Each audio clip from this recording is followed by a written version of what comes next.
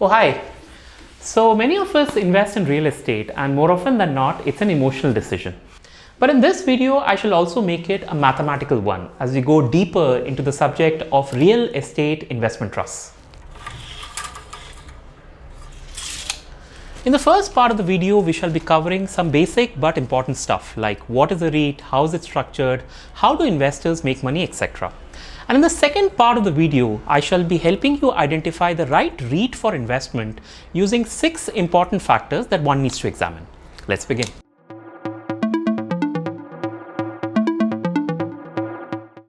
A real estate investment trust or REIT operates a lot like how a mutual fund works.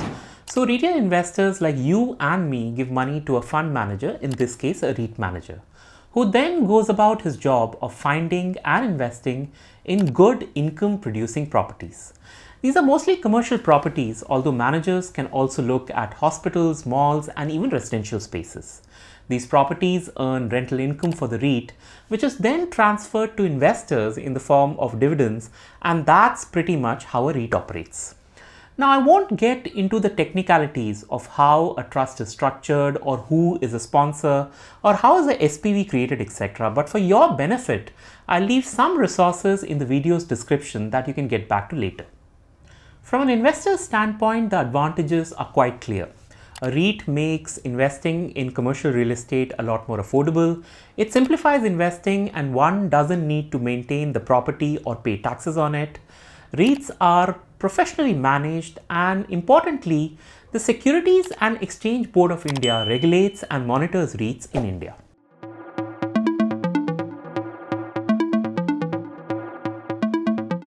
The concept of REITs is relatively new for Indian investors. While the listing of Embassy Office Parks in 2019 got the ball rolling, it hasn't rolled enough with just 2 more REITs, Mindspace and Brookfield, joining the bandwagon in 2020 and 21 respectively. Nevertheless, things are looking up and the SEBI has been taking progressive steps to improve the product's attractiveness. Now, like most government notifications, SEBI's rules around REITs are a bit complicated. But to keep it simple, I'll ask you to remember just 3 things. The first rule is around the type of properties a REIT can invest into and in what proportion. So SEBI follows an 80-20 here, that is 80% of a REIT's asset value has to be in completed and income generating real asset, and the remaining 20% can go into the more riskier stuff like under construction buildings, equity shares, mortgage-backed securities, etc. Which means 80% of the portfolio is relatively safe and stable, while the balance 20% can be a bit more volatile with some downside possibility. The second SEBI rule is the mandatory distribution of at least 90% of the REIT's net distributable cash earnings. For example, say a REIT receives a rent of 100 rupees from its property tenants. So per the SEBI rule, 90% of 100 rupees, that is at least 90 rupees needs to go back to the investors as dividends or interest, which is typically paid on a quarterly basis. And the third important point is that all SEBI registered REITs need to be publicly listed, which means investors like you and me can buy shares or units in them a lot like how we do it with a listed company. This means investors earn from a REIT in 2 ways. The first is dividend, and typically a REIT offers a dividend yield of between 5 to 7%. And secondly, there is the capital gain opportunity which happens when there is an increase in the REIT's per unit price. Okay, so other than the 3 points we have just discussed, there are many statistics around growth, revenue, profits, debt, etc. that investors love to read and understand. In fact, I've compiled a few of these for Embassy, Mindspace, and Brookfield, which can be grouped under 4 main categories: the portfolio, the operating financials, distribution returns, and leverage. So these are the second quarter numbers for FY 2023. And as one can see, Embassy Office Parks is ahead of the others in most parameters. The 3 REIT companies declare updated numbers on a quarterly basis, and to the extent possible, I'll try to keep you updated of it, so do explore subscribing to my channel in case you are still undecided.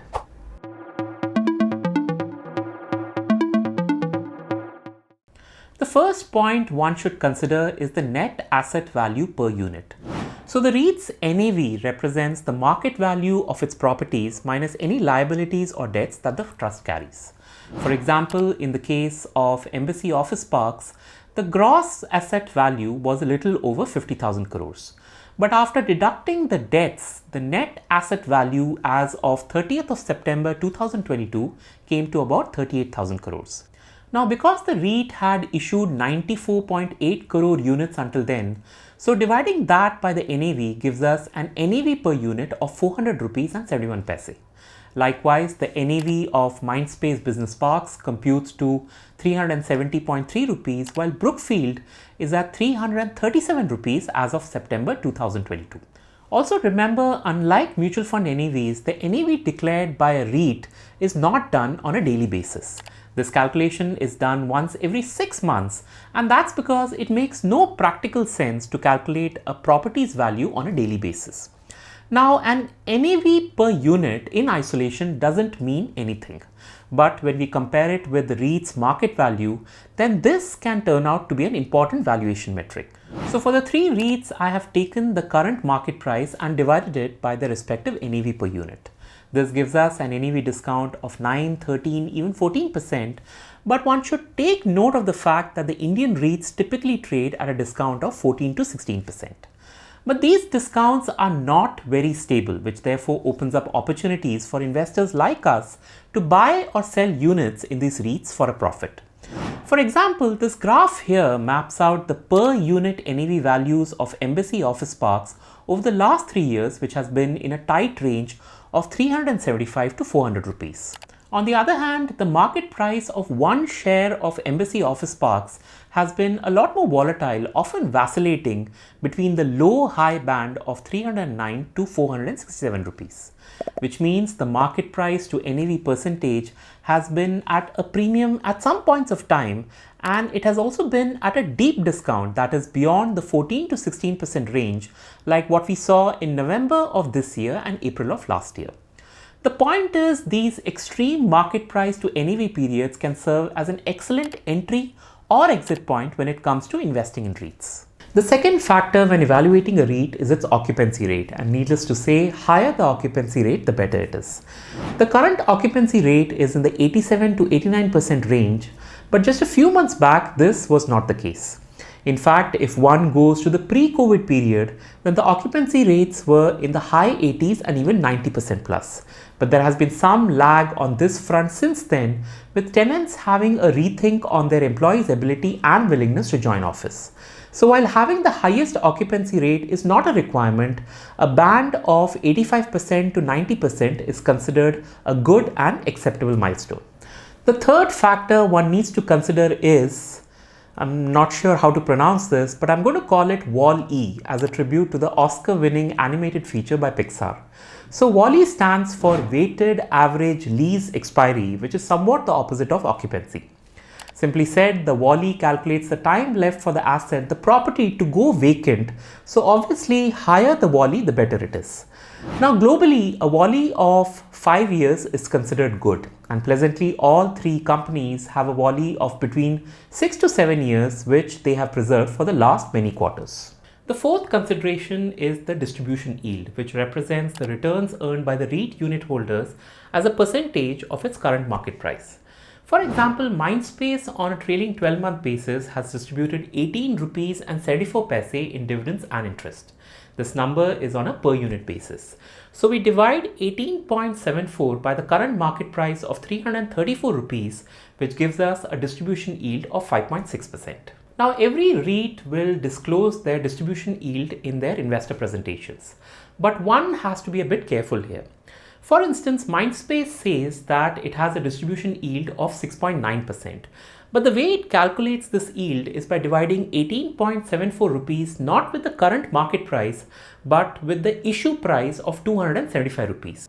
Now, I don't know if this is standard industry practice or not, but the company did take advantage of footnotes to highlight the 6.9% part, while in my view, this should have been a lot lower.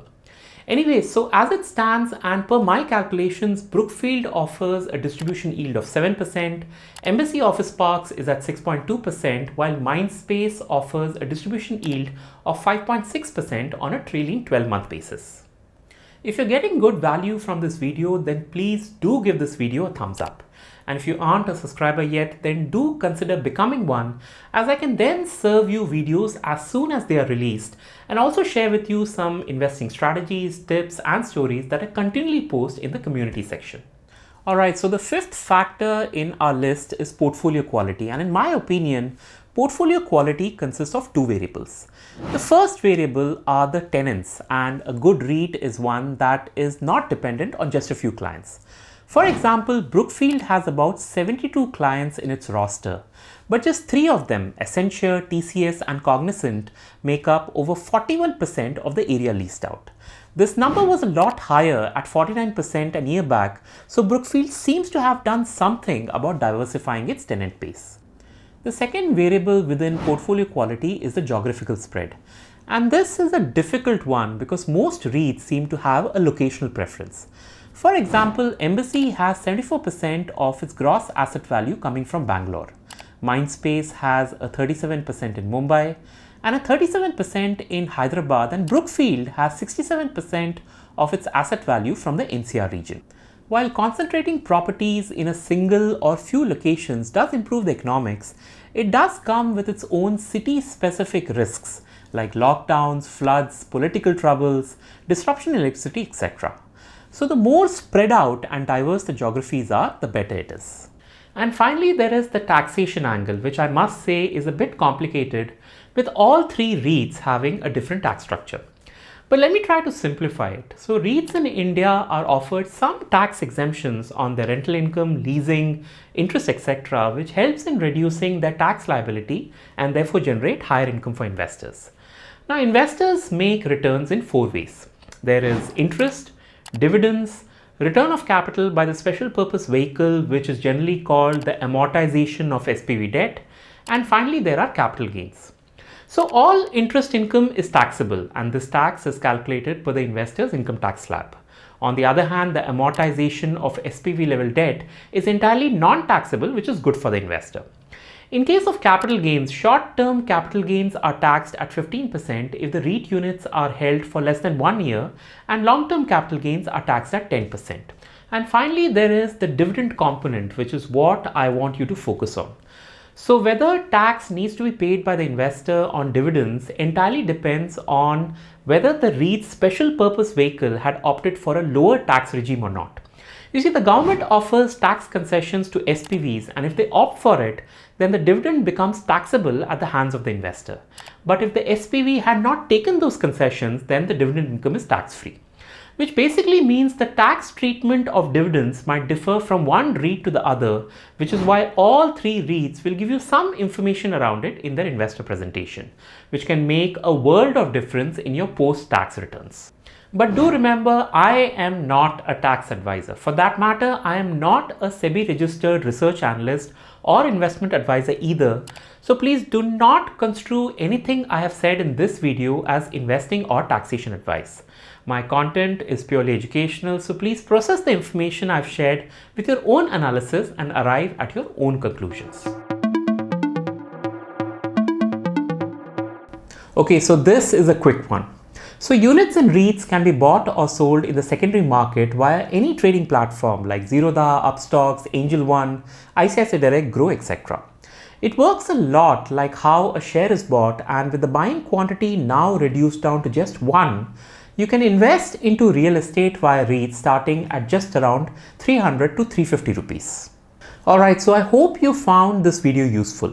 I really enjoyed making it, and it's not just because there was data, but we were also trying to filter out what really matters.